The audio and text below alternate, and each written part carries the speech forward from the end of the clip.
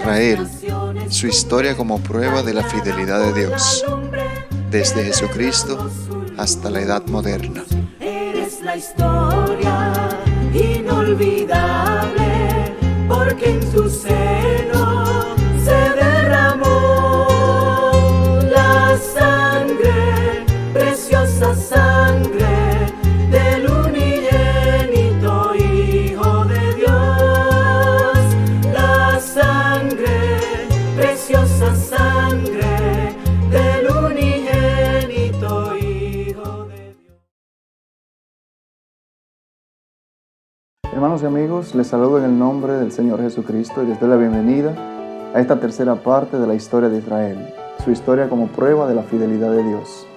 Empezamos esta parte en el año 0, que ha sido reconocido como el año del nacimiento del Señor Jesucristo. Es el año que divide la historia humana en dos, precisamente antes de Cristo y después de Cristo. En esta parte de la conferencia daremos un breve repaso a la vida y ministerio del Señor Jesucristo, así como a su muerte en cruz. Además de esto, pues veremos las principales profecías del Señor Jesucristo que tienen que ver con la nación de Israel. Y es que, producto de su crucifixión precisamente y de la desobediencia del pueblo judío de entonces, habría de producirse la destrucción de la ciudad de Jerusalén y del templo, cosa que sucedió en el año 70 después de Cristo, según el Señor lo había predicho. Más adelante veremos la historia de Israel, más bien del pueblo judío, después precisamente del año 135 después de Cristo, de nuestra era, en el cual tuvo lugar la dispersión definitiva del pueblo judío de la región de Judea a manos del emperador Adriano. Aquí veremos en esta parte pues cómo el pueblo judío estuvo vagando por las naciones conocidas entonces por 18 siglos. Veremos las vicisitudes, los destierros, la muerte, la persecución y toda clase de vituperios que recibió este pueblo durante esta diáspora. Y llegaremos hasta entrado el siglo XIX, en el cual la situación del pueblo judío empezó a mejorar paulatinamente. Nuestra historia concluye precisamente a principios del siglo XX, cuando veremos que ciertos grupos ultranacionalistas y antisemitas habían tomado fuerza en Europa, sobre todo en Alemania, después de la Primera Guerra Mundial, y con el ascenso al poder de Adolfo Hitler, el pueblo judío habría de sufrir la peor de las persecuciones y estuvo a punto de ser destruido en la atrocidad que conocemos como el Holocausto. Concluiremos nuestra parte de la historia de Israel precisamente en ese momento en el cual este individuo, inspirado por el mismo Satanás, llamado Adolfo Hitler, asciende al poder en Alemania y empieza para el pueblo judío una verdadera catástrofe. Les invito a que disfrutemos de esta parte de la conferencia y es mi esperanza que la misma sea de alta edificación para todos los que me acompañen en el desarrollo de la misma.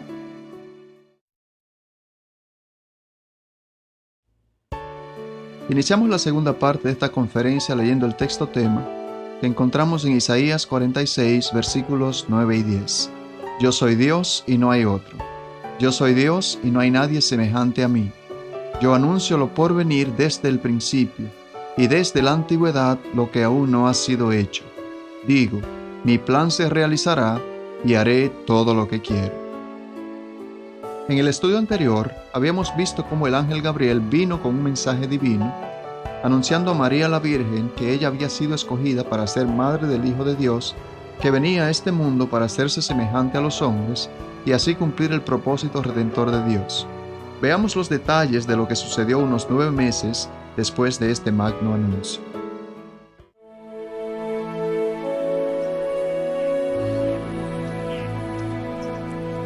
Aconteció en aquellos días que se promulgó un edicto de parte de Augusto César, que todo el mundo fuese empadronado. Este primer censo se hizo siendo Cirenio gobernador de Siria, e iban todos para ser empadronados, cada uno a su ciudad. Y José subió de Galilea, de la ciudad de Nazaret, a Judea, a la ciudad de David, que se llama Belén, por cuanto era de la casa y familia de David, para ser empadronado con María su mujer, desposada con él, la cual estaba encinta. Y aconteció que estando ellos allí, se cumplieron los días de su alumbramiento. Y dio a luz a su hijo primogénito.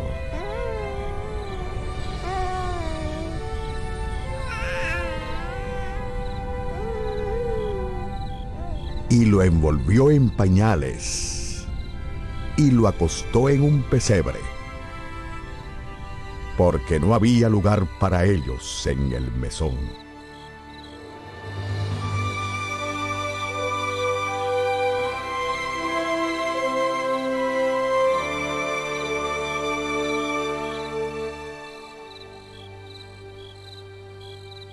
Os servirá de señal.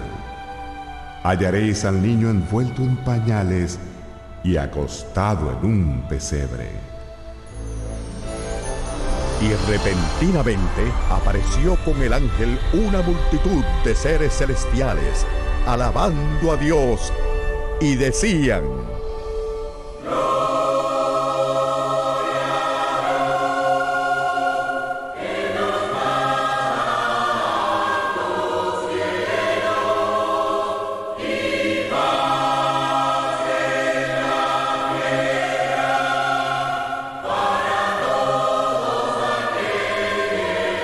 que cuando los ángeles volvieron al cielo, los pastores se dijeron unos a otros: Venga, vamos a Belén, vamos a ver este suceso maravilloso que ha ocurrido y que el Señor nos ha manifestado. Vinieron pues apresuradamente y hallaron a María y a José y al niño acostado en el pesebre.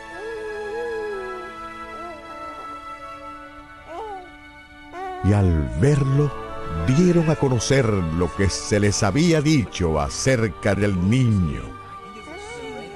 Y todos los que oyeron se maravillaron de lo que los pastores les decían. Pero María guardaba todas estas cosas, meditándolas en su corazón. Y volvieron los pastores glorificando y alabando a Dios por todas las cosas que habían oído y visto, como se les había dicho.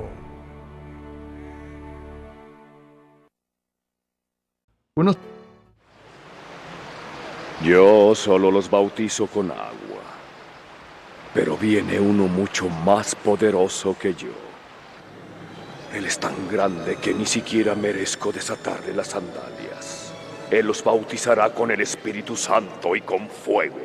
Trae su pala para limpiar el trigo y separarlo de la paja. Guardará el trigo en su granero.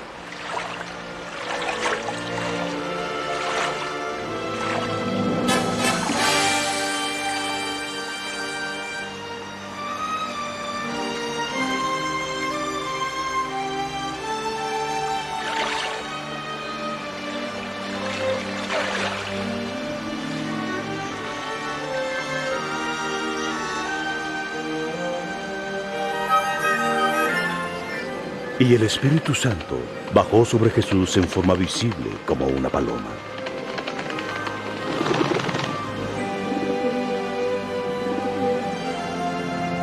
Y se oyó una voz del cielo que decía: Tú eres mi Hijo amado, en ti tengo complacencia.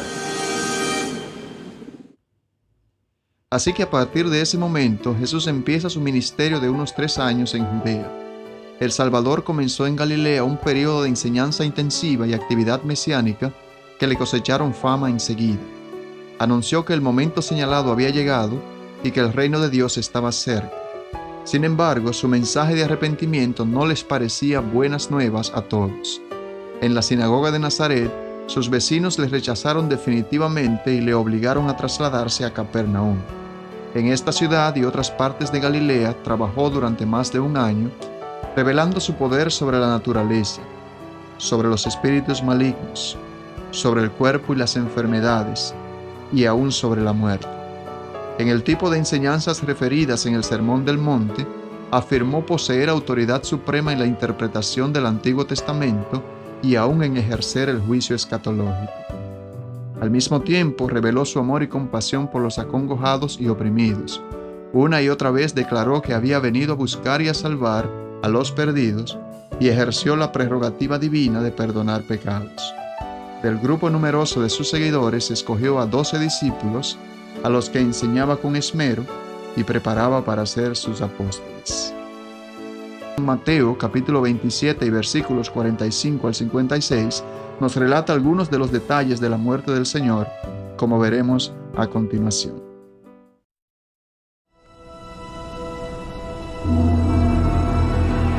Y desde el mediodía hubo tinieblas sobre toda la tierra hasta las 3 de la tarde.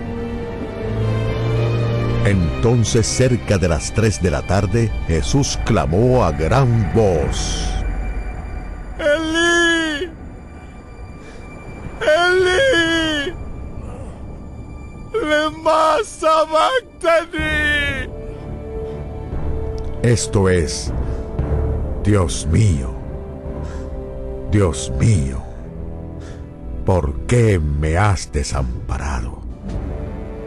Algunos de los que estaban allí decían al oírlo: a Elías llama éste. Y al instante, corriendo uno de ellos, tomó una esponja y la empapó de vinagre, y poniéndola en una caña le dio a beber.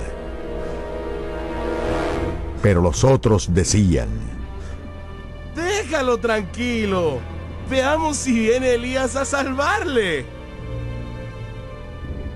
Mas Jesús, habiendo otra vez clamado a gran voz: Padre, en tus manos encomiendo mi espíritu. Y habiendo dicho esto, expiró. Y he aquí, el velo del templo se rasgó en dos, de arriba abajo, y la tierra tembló, y las rocas se partieron, y se abrieron los sepulcros.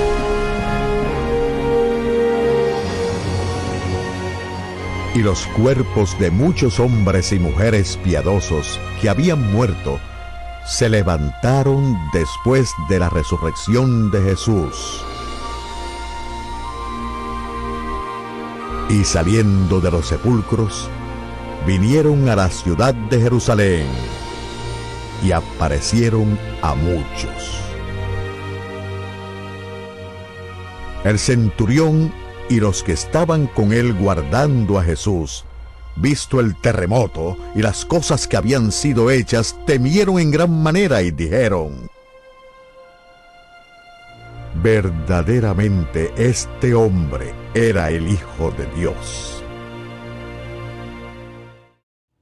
De hecho, los profetas del Antiguo Testamento ya habían predicho el rechazamiento del Mesías por parte del pueblo. El capítulo 53 del profeta Isaías, para mencionar solo uno, nos relata de una manera vívida los padecimientos del Señor Jesucristo. Leamos los versículos del 3 al 7. Despreciado y desechado entre los hombres, varón de dolores, experimentado en quebranto, y como que escondimos de él el rostro, fue menospreciado y no lo estimamos. Ciertamente llevó él nuestras enfermedades y sufrió nuestros dolores, y nosotros le tuvimos por azotado, por herido de Dios y abatido. Mas él herido fue por nuestras rebeliones, molido por nuestros pecados. El castigo de nuestra paz fue sobre él, y por su llaga fuimos nosotros curados. Todos nosotros nos descarriamos como ovejas, cada cual se apartó por su camino, mas Jehová cargó en él el pecado de todos nosotros. Angustiado él y afligido, no abrió su boca. Como cordero fue llevado al matadero, y como oveja delante de sus trasquiladores, enmudeció y no abrió su boca. Aunque el apóstol Pedro, en su primer discurso a los judíos, que encontramos en el capítulo 2 del libro de los Hechos, manifestó que Jesús fue entregado por el determinado consejo y anticipado conocimiento de Dios, les dijo a los líderes judíos que ellos habían prendido y matado al Señor.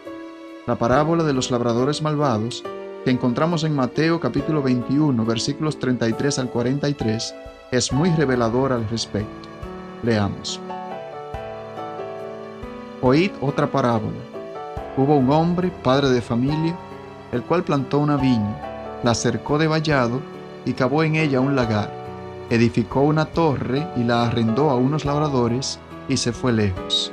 Y cuando se acercó el tiempo de los frutos, envió sus siervos a los labradores para que recibiesen sus frutos.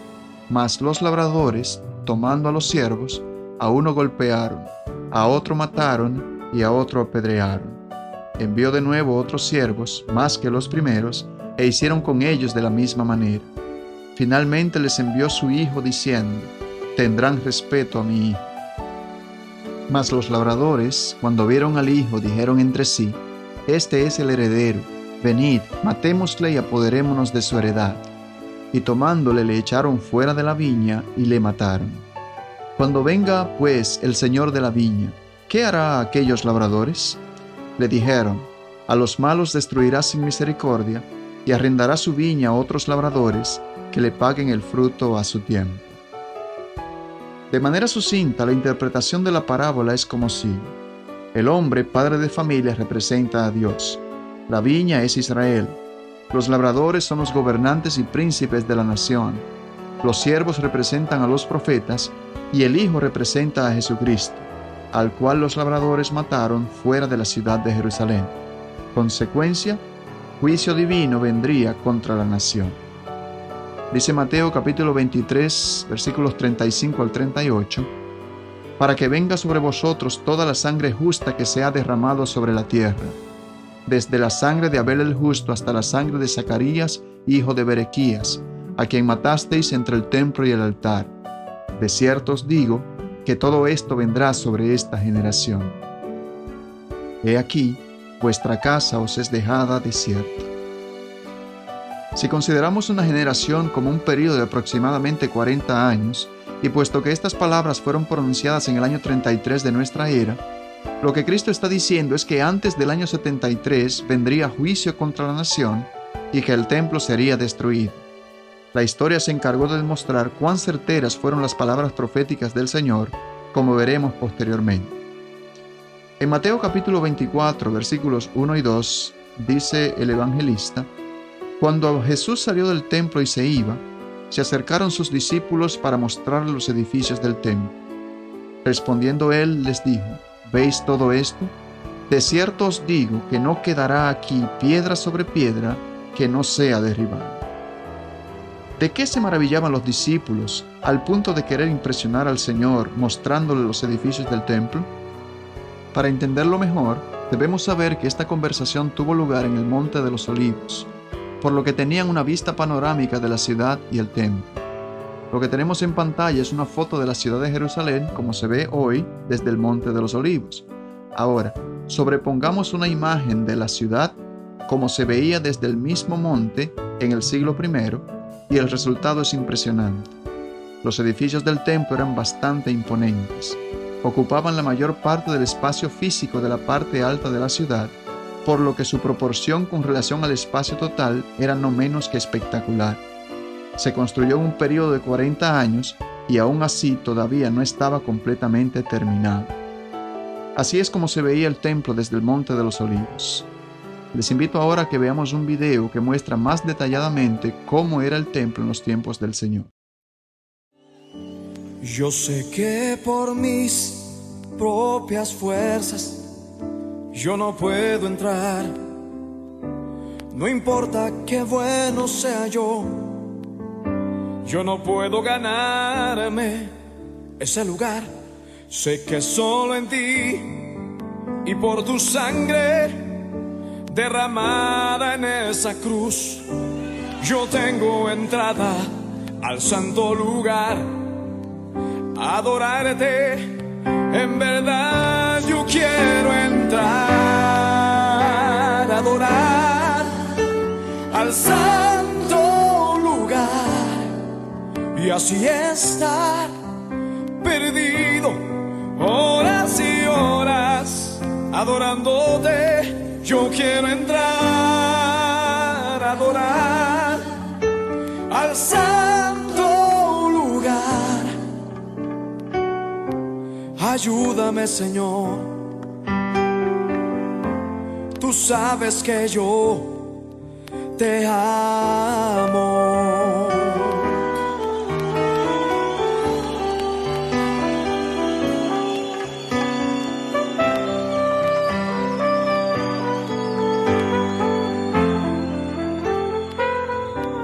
Yo sé que por mis propias fuerzas yo no puedo entrar. No importa qué bueno sea yo no puedo ganarme ese lugar. Sé que solo en ti y por tu sangre derramada en esa cruz, yo tengo entrada al santo lugar. Adorarte, en verdad yo quiero entrar. Adorar al santo lugar y así estar perdido horas y horas adorándote. Yo quiero entrar, adorar al santo lugar. Ayúdame, Señor,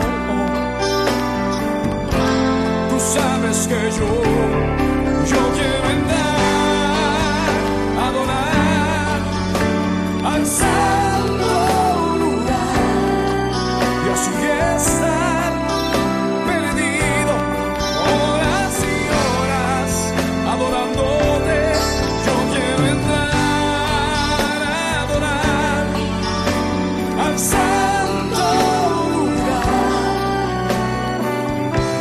Ayúdame, Señor,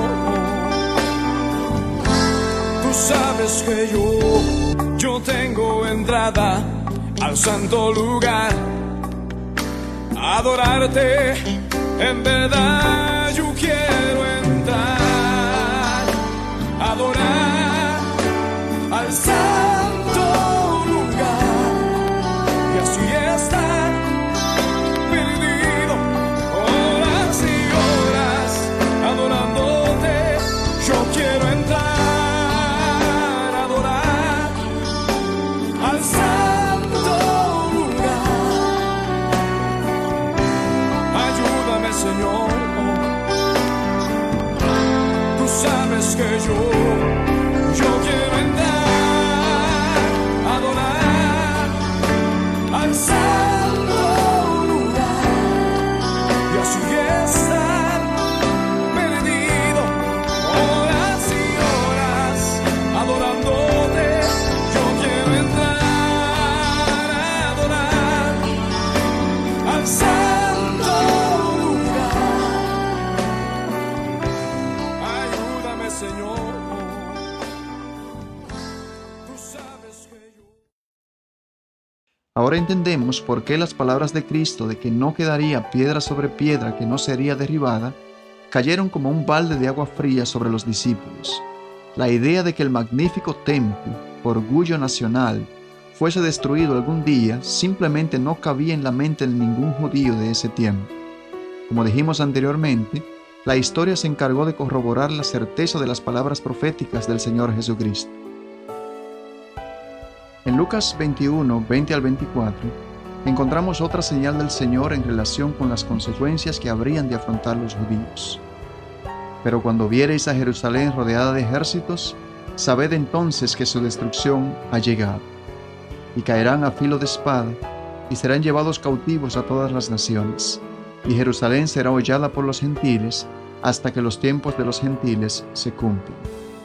Vistas las palabras proféticas del Señor hacia el año 33, pasemos ahora a revisar los acontecimientos históricos en los años posteriores. A lo largo de esos años, los conflictos religiosos causaron sangrientas batallas. Los gobernantes romanos de Judea se mostraron tan déspotas y poco respetuosos con respecto a la religión judía que en el año 66 después de Cristo, los celotes, que eran una facción judía conocida por su fanatismo, encabezaron una violenta insurrección contra los romanos. El emperador Nerón encargó al general Vespasiano erradicar el nacionalismo judío. Vespasiano comenzó las operaciones militares en el año 69, pero las suspendió al ser elegido emperador a raíz del suicidio de Nerón. Vespasiano envió entonces a su hijo Tito, quien en el año 70 acabó con la revuelta, destruyó el templo y arrasó con la ciudad de Jerusalén. ¿Recuerda usted la palabra profética en Mateo 21:41? A los malos destruirás sin misericordia. Y Mateo 23:36, de cierto os digo que todo esto vendrá sobre esta generación. Y en el versículo 38, he aquí vuestra casa os es dejada desierta. ¿Recuerda usted también Mateo 24:2? De cierto os digo que no quedará aquí piedra sobre piedra que no sea derribada. Y también Lucas 21:20, pero cuando viereis a Jerusalén rodeada de ejércitos, sabed entonces que su destrucción ha llegado. Todo esto se cumplió literalmente en el año 70 de nuestra era. Las palabras de Cristo se cumplieron al pie de la letra menos de 40 años después de pronunciadas. Es que la palabra de Cristo siempre se cumple porque es palabra de Dios, porque Cristo es Dios. Después del 73, año en que cayó la última fortaleza judía llamada Masada, Judea siguió existiendo, aunque solo de forma nominal. Durante la siguiente generación y bajo el estricto control romano, Judea se mantuvo más o menos en paz. En el año 116, el emperador romano Adriano mandó reconstruir Jerusalén como una ciudad pagana y ordenó que se llamara Aelia Capitolina en honor a su dios Júpiter. También mandó publicar un decreto en el que se prohibía la circuncisión. Esta doble afrenta causó gran consternación tanto entre los judíos de la diáspora como entre los de Judea y provocó una nueva rebelión. Bajo la dirección de un líder llamado Barquebas, estalló una violenta revolución en Judea. Entre los años 132 y 135, los judíos hicieron un esfuerzo desesperado por defenderse de las legiones romanas. En un principio, su oposición fue efectiva, pero cuando finalmente Roma decidió acabar con la revuelta, Judea quedó devastada. Por orden del emperador, el antiguo nombre de la provincia fue reemplazado por el de Siria-Palestina. Jerusalén fue convertida en una ciudad pagana y a cualquier judío que entrara en ella era condenado inmediatamente a la muerte. La persecución de los judíos se transformó en algo habitual dentro del imperio. Se calcula que 500,000 de judíos fueron asesinados por Adriano durante el transcurso de esta última revolución. ¿Recuerda usted la palabra profética en Lucas 21:24? Y caerán a filo de espada, y serán llevados cautivos a todas las naciones, y Jerusalén será hollada por los gentiles, hasta que los tiempos de los gentiles se cumplan. Es que la palabra de Dios siempre se cumple. Durante 1878 años, a partir de la destrucción de Jerusalén, la historia del pueblo judío se desarrolla mayormente en el exilio. En cuanto a la tierra de Judea en sí, en el año 637, los ejércitos árabes conquistaron la región y la religión islámica se transformó allí en oficial. El califa Umar I promulgó el código que lleva su nombre y que establecía una serie de medidas contra los judíos, a quienes se les prohibía desempeñar cargos políticos, tener sirvientes musulmanes, ir armados, construir o reparar sus sinagogas o incluso rezar en voz alta. También estaban obligados a llevar parches amarillos en las mangas como marca distintiva. La importancia histórica de estas restricciones radica en que los cristianos las llevaron a Europa y se las impusieron a la comunidad judía europea durante siglos. Antes de continuar nuestra historia, es prudente que leamos algunas profecías del Antiguo Testamento que tienen relación con este exilio. En Deuteronomio 4:27 leemos: Y Jehová os esparcirá entre los pueblos, y quedaréis pocos en número entre las naciones a las cuales os llevará Jehová. Esta es la primera profecía de Moisés de que Israel sería sacada de la tierra si era desobediente. Israel sufrió estos castigos tanto en los cautiverios en Asiria y Babilonia, según vimos en la segunda parte de la conferencia, como en la dispersión después de su rechazo de Cristo en los siglos I y II.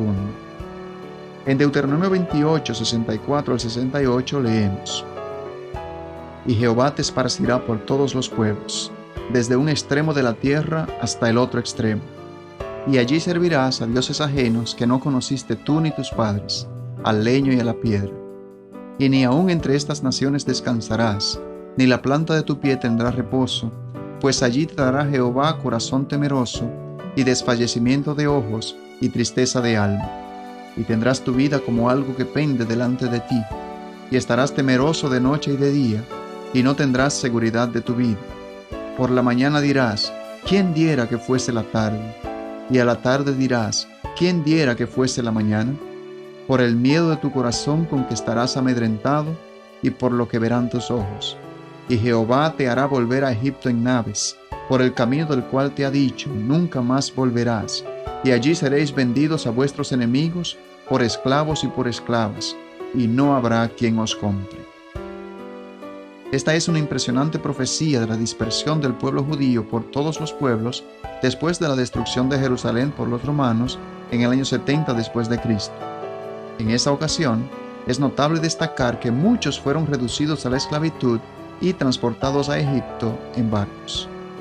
En Jeremías 9, 15 y 16 leemos: Por tanto, así ha dicho Jehová de los ejércitos, Dios de Israel: He aquí que a este pueblo yo les daré a comer ajenjo, y les daré a beber aguas de hiel, y los esparciré entre naciones que ni ellos ni sus padres conocieron, y enviaré espada en pos de ellos hasta que los acabe.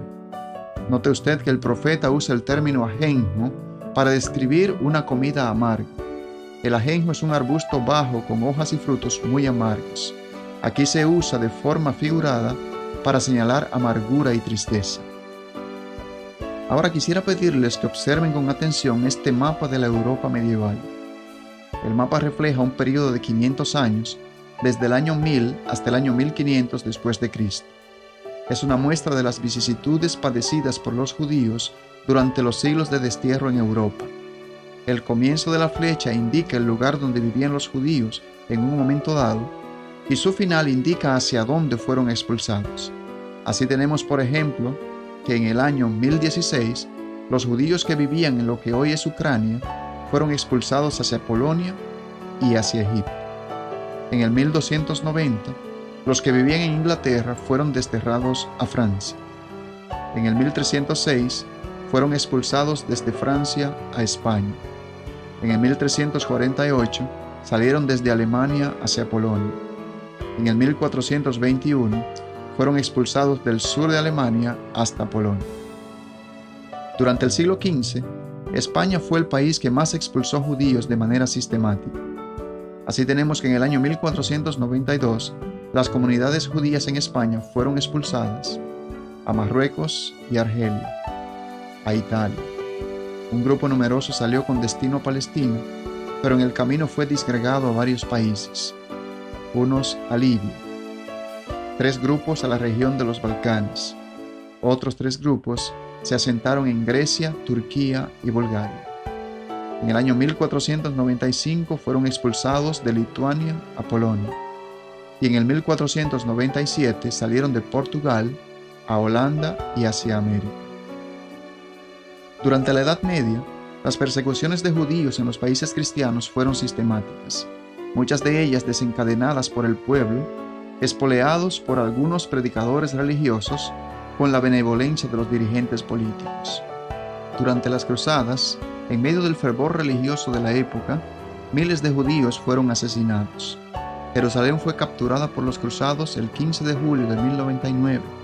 La mayoría de la población judía fue asesinada ese mismo día, entre 20 y 30,000 personas. En un intento desesperado por salvar sus vidas, unos 1000 judíos, hombres, mujeres y niños, se encerraron dentro de una sinagoga.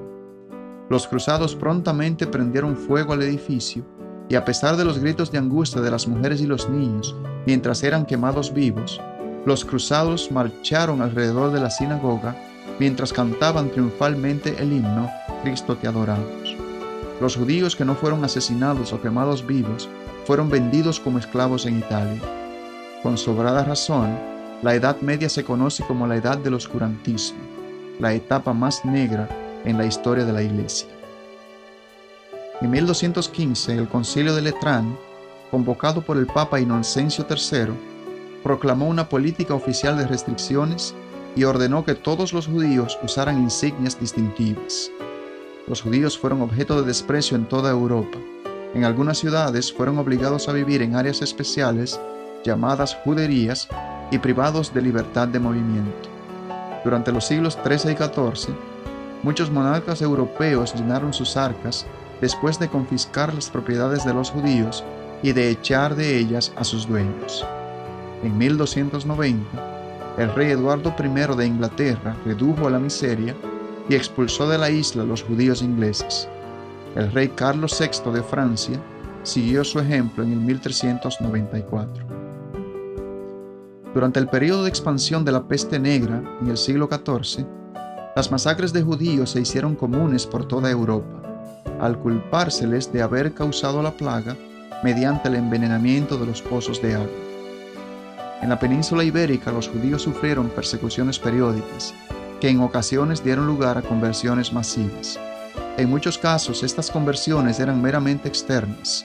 Surgió una clase de conversos llamados marranos, que si bien profesaban la religión cristiana en público, seguían fieles al judaísmo en secreto.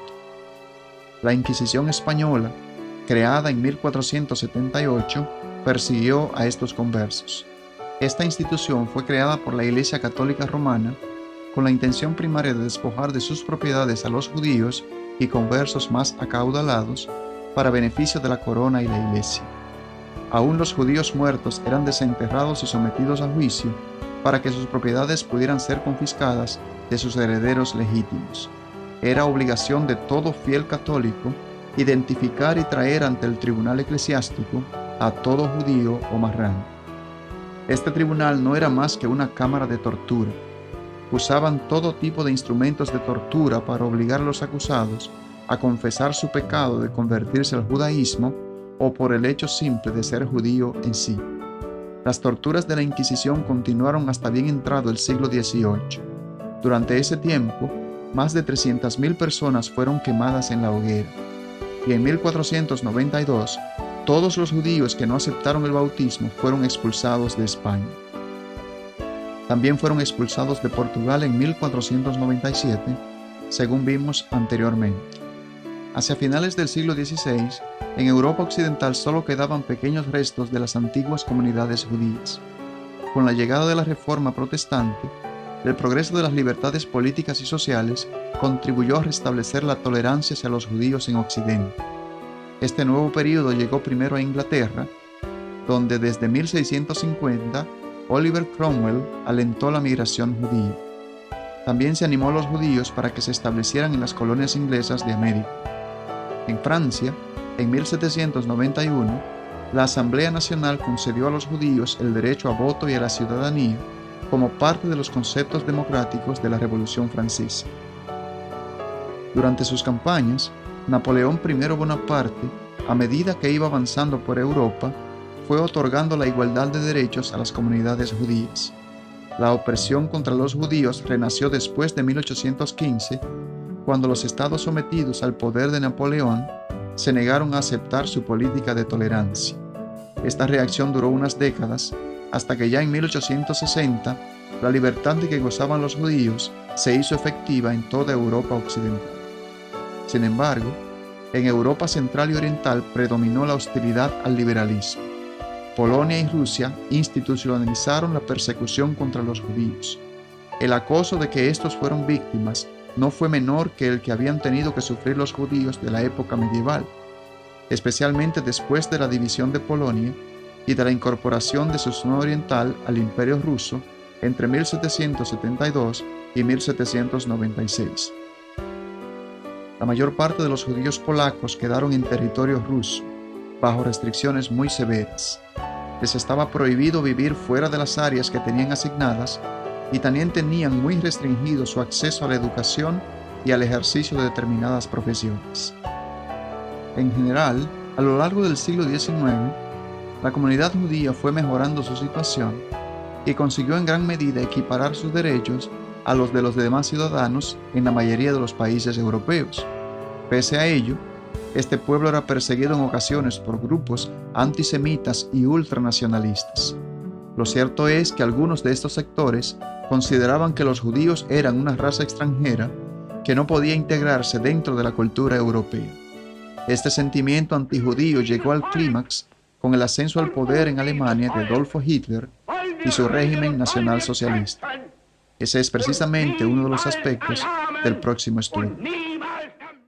Y de esta manera terminamos esta tercera parte de la conferencia de la misma manera como iniciamos, leyendo el texto tema en Isaías 46, 9 y 10. Yo soy Dios y no hay otro. Yo soy Dios y no hay nadie semejante a mí.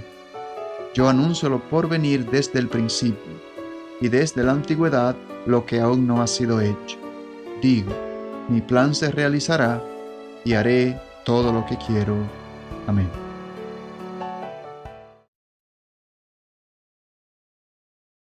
Observando el panorama general de la Edad Media, donde vimos los destierros, la persecución, el exilio, la muerte y los vituperios, la pregunta obligada es, ¿cómo pudo sobrevivir el pueblo judío ante tantas catástrofes? Obviamente que la respuesta es que debido a la providencia de Dios, el pueblo no desapareció porque Dios es fiel a su palabra. La providencia del Señor se manifestó de diversas formas en la preservación del pueblo durante todo este periodo tan desastroso de su historia. En primer lugar, como reacción a la fragmentación que supuso la era cristiana, los judíos desarrollaron una religión propia en el exilio, que conocemos como el judaísmo. Precisamente la sinagoga que tengo a mis espaldas está ubicada en Sosúa, República Dominicana. Es una fiel expresión de esa religión en el exilio desarrollada por los judíos. En segundo lugar, la continuidad de la unión entre los judíos se fundó principalmente en cuatro circunstancias. En primer lugar, el empleo de una lengua común, que fue el hebreo, como todos conocemos. En segundo lugar, en la herencia literaria que todos los judíos estaban obligados a conocer y a estudiar. De todos conocido cómo ellos pues mantuvieron la lectura y estudio de la Torá durante todo este periodo tan terrible de su época moderna. Y pues los niños iban creciendo con ese fuerte sentimiento nacionalista, ese fuerte sentimiento de reconocerse como judío. En tercer lugar, los judíos tenían una sólida organización, una vida comunitaria en la cual estaban muy unidos el uno con el otro y en la cual protegían y defendían como pudiesen sus intereses como comunidad en el exilio. Y en cuarto lugar, la esperanza que significaba pues el retorno del Mesías y la restauración del pueblo. Cada año, los judíos en el exilio, todavía hoy en día, al celebrar la Pascua, concluyen la misma con la siguiente expresión: el año que viene en Jerusalén. Es que el pueblo está esperando todavía la redención y la venida del Mesías, que habrá de liberar al pueblo definitivamente de todos sus problemas, de todos sus fracasos del pasado, y lo llevará a una etapa gloriosa nunca vista en toda su historia.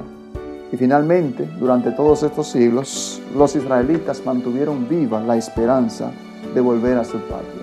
Ese es el anhelo y el ideal más largamente preservado de la nación judía. El pueblo judío es el único que más largamente guarda sus ideales nacionales.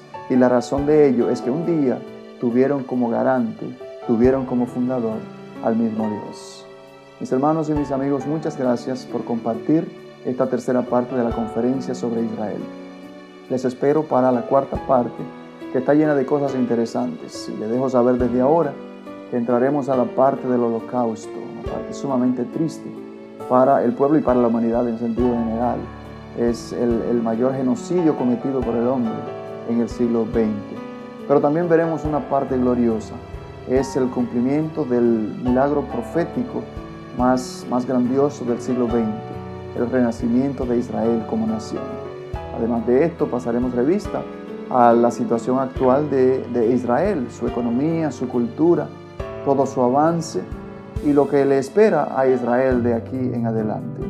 Espero que puedan compartir conmigo esta cuarta parte de la conferencia, y mi palabra final es para cualquier amigo que esté escuchando, viendo este programa.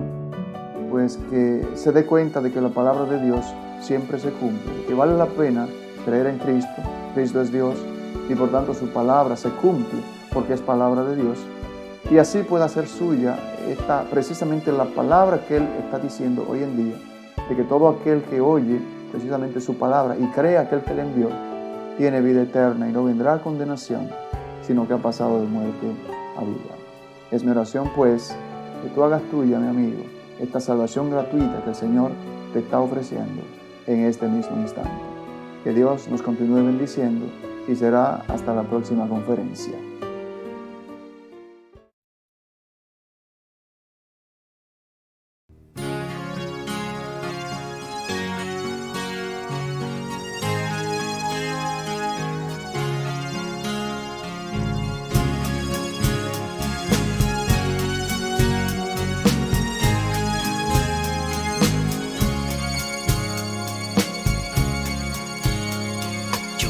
Ese clavo que traspasó tus pies.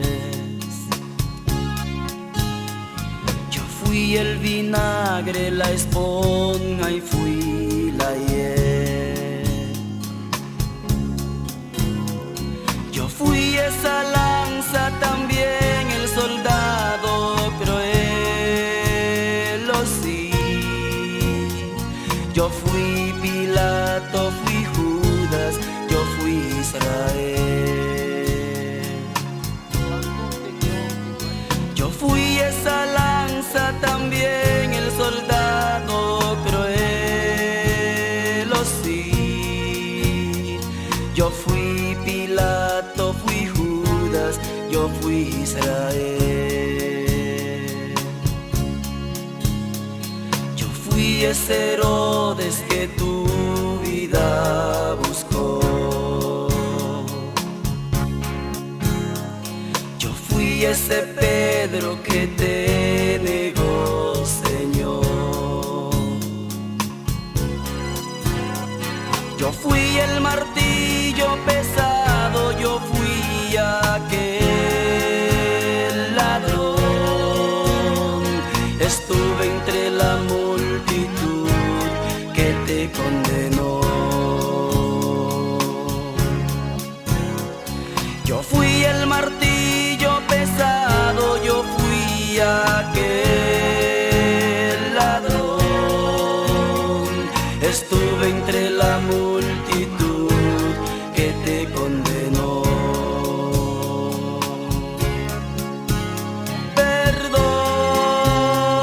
Perdóname, perdóname,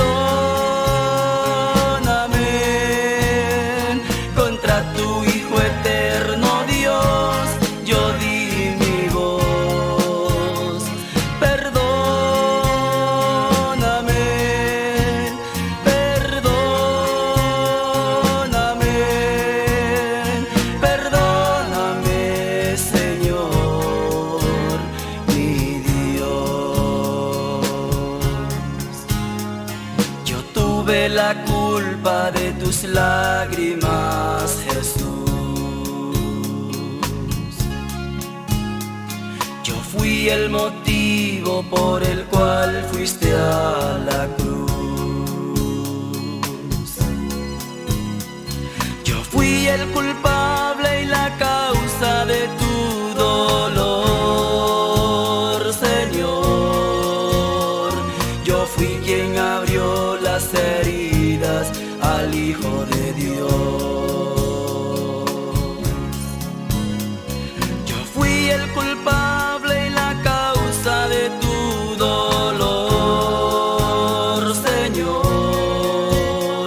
Yo fui quien abrió las heridas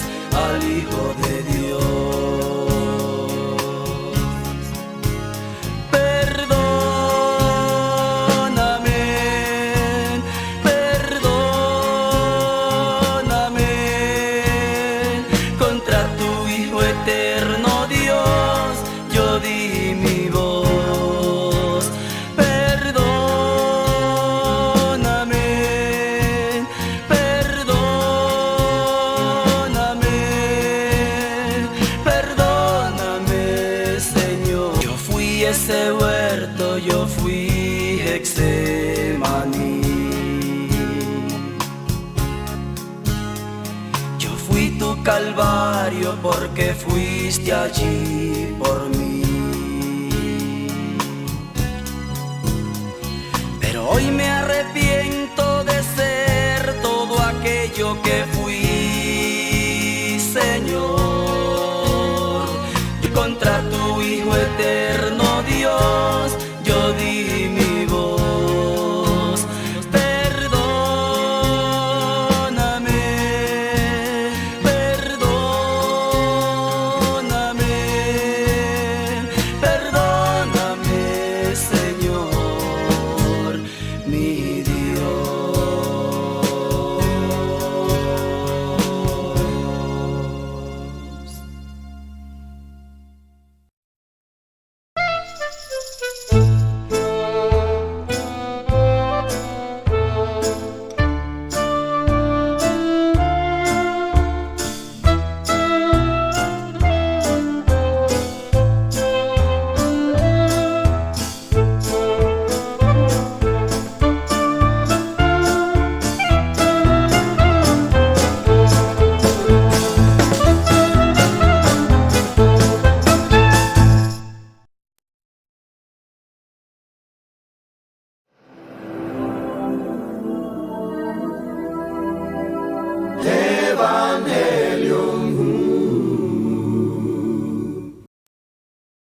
France Studio, tu mejor sonido, tu mejor grabación.